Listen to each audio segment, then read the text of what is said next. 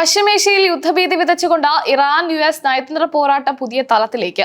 വെടിനിർത്തൽ കരാർ ലക്ഷ്യമിട്ട് ഇറാൻ മുന്നോട്ട് വെച്ച പുതുക്കിയ നിർദ്ദേശങ്ങൾ US പ്രസിഡന്റ് ഡൊണാൾഡ് ട്രംപ് തള്ളിയതോടെ മേഖലയിൽ വീണ്ടും അനിശ്ചിതത്വം പടരുകയാണ്.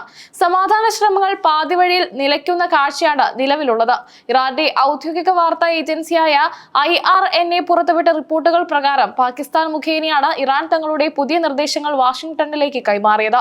ഇരു രാജ്യങ്ങളും തമ്മിൽ നേരിട്ടുള്ള നയതന്ത്ര ബന്ധമില്ലാത്ത സാഹചര്യത്തിലാണ് പാകിസ്ഥാനെ മധ്യസ്ഥനായി തിരഞ്ഞെടുത്തത്. എന്നാൽ ഈ നിർദ്ദേശങ്ങൾ അമേരിക്കയുടെ താൽപര്യങ്ങൾക്ക് വിരുദ്ധമാണെന്നാണ് വൈറ്റ് ഹൌസിന്റെ നിലപാട്. നേരത്തെ ഇറാൻ സമർപ്പിച്ച ശുപാർശകൾ ട്രംപ് ഭരണകൂടം തള്ളിയിരുന്നു. ഇതിന് പിന്നാലെയാണ് കൂടുതൽ വിട്ടുവീഴ്ചകൾക്ക് തയ്യാറാണെന്ന സൂചനയോടെ ഇറാൻ പുതിയ രേഖ കൈമാറിയത്. എന്നാൽ പുതിയ നിർദ്ദേശങ്ങളിലും താൻ തൃപ്തനല്ലെന്ന് പ്രസിഡന്റ് ട്രംപ് തുറന്നടിച്ചു. കരാർ നടപ്പിലാകുമെന്ന് നിലവിലെ സാഹചര്യത്തിൽ തോന്നുന്നില്ലെന്നും അദ്ദേഹം മാധ്യമങ്ങളോട് പറഞ്ഞു. ഇറാനെ സാമ്പത്തികമായി തളർത്തുക എന്ന ലക്ഷ്യത്തോടെ കപ്പലുകൾക്കും തുറമുഖങ്ങൾക്കുമേൽ ഏർപ്പെടുത്തിയ ഉപരോധം തുടരുമെന്ന കടുത്ത നിലപാടിലാണ് ട്രംപ്. ഇറാന്റെ വരുമാന സ്രോതസ്സുകൾ പൂർണ്ണമായും അടച്ചുപൂട്ടുക വഴി അവരെ ചർച്ചാ മേശയിൽ തങ്ങളുടെ നിബന്ധനകൾക്ക് വഴങ്ങാൻ നിർബന്ധിതരാക്കുകയാണ് അമേരിക്കയുടെ തന്ത്രം. കഴിഞ്ഞ ഏപ്രിൽ 8 മുതൽ മേഖലയിൽ താൽക്കാലിക വെടിനിർത്തൽ നിലവിലുണ്ട്. എന്നാൽ ഈ സമാധാനം എത്ര നാൾ നീണ്ടു നിൽക്കുമെന്ന കാര്യത്തിൽ ഉറപ്പില്ല. ഇറാനെ കൂടുതൽ സമ്മർദ്ദത്തിലാക്കാൻ ലക്ഷ്യമിട്ടുള്ള സൈനിക നടപടികളെക്കുറിച്ച് US പ്രതിരോധ വകുപ്പ് ചർച്ചകൾ തുടങ്ങിയതായാണ് പുറത്തുവരുന്ന വിവരങ്ങൾ.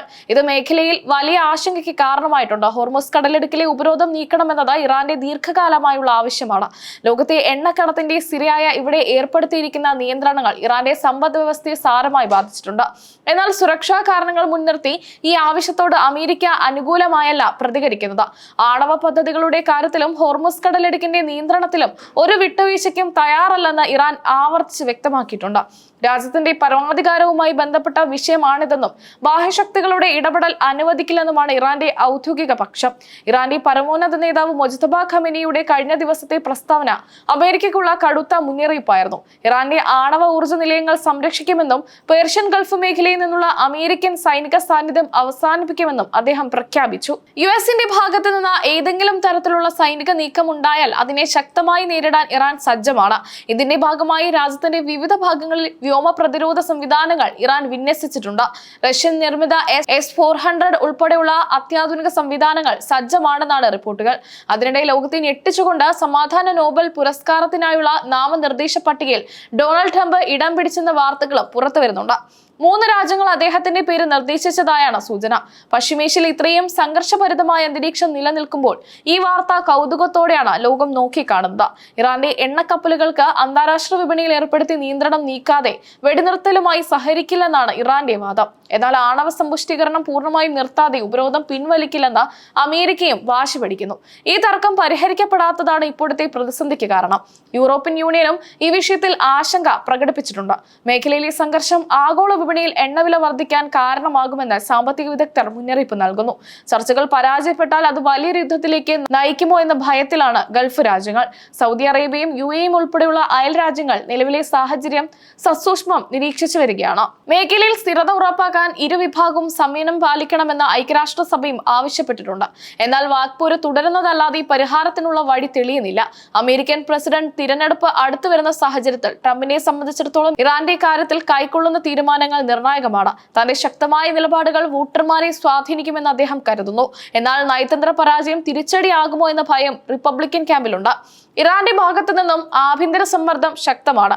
സാമ്പത്തിക ഉപരോധം ജനജീവിതത്തെ ദുസ്സഹമാക്കിയിട്ടുണ്ട്. എങ്കിലും ദേശീയാഭിമാനം പണയം വെച്ചുകൊണ്ടുള്ള ഒരു കരാറിനും ഇറാൻ തയ്യാറായേക്കില്ല.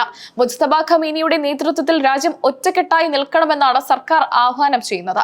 പാകിസ്ഥാൻ കൈമാറിയ രേഖകളിൽ US-ന് സ്വീകാര്യമായ ചില കാര്യങ്ങൾ ഉണ്ടെങ്കിലും പ്രധാന വിഷയങ്ങളിൽ ഇപ്പോഴും ഭിന്നത തുടരുകയാണ്.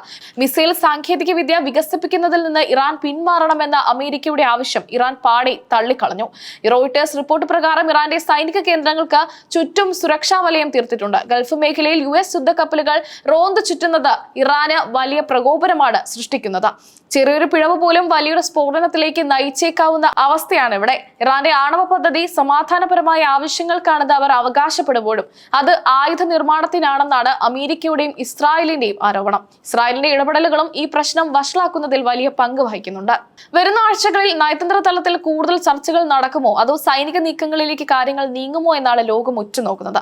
ട്രംപിന്റെ നോ ഇറാനെ എത്തരത്തിൽ പ്രതികരിക്കാൻ പ്രേരിപ്പിക്കുന്നത് വരും ദിവസങ്ങളിലെ വലിയ ചോദ്യമാണ്. ചുരുക്കത്തിൽ പശ്ചിമേഷ്യൻ മണ്ണിൽ സമാധാനത്തിന്റെ വിത്തുകൾ മുളയ്ക്കുന്നതിന് പകരം വെടിമരുന്നിന്റെ ഗന്ധമാണ് പടരുന്നത്. ഉപരോധങ്ങളും സൈനിക നീക്കങ്ങളും വെല്ലുവിളിയിലും നിറഞ്ഞ ഈ രാഷ്ട്രീയ ചതുരംഗത്തിൽ ആര് ജയിക്കുമെന്ന് പ്രവചനാതീതമാണ്. ലോകം സമാധാനത്തിനായി പ്രാർത്ഥിക്കുമ്പോഴും പടയൊരുക്കം സജീവമാണ്.